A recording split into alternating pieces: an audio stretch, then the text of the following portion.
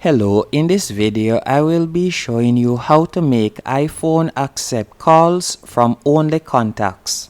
The first thing you need to do is open settings. Once in settings, you are going to tap on focus. From here you are going to select do not disturb.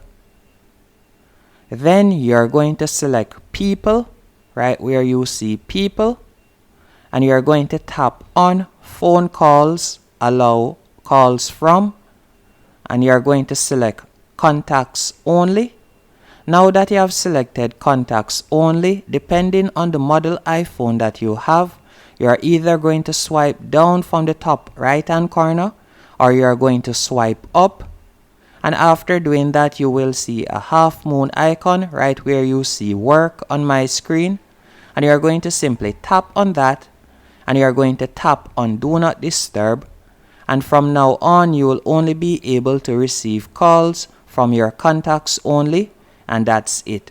Hope you found this video helpful and informative. If you did, be sure to hit the like button and subscribe, and thank you for watching.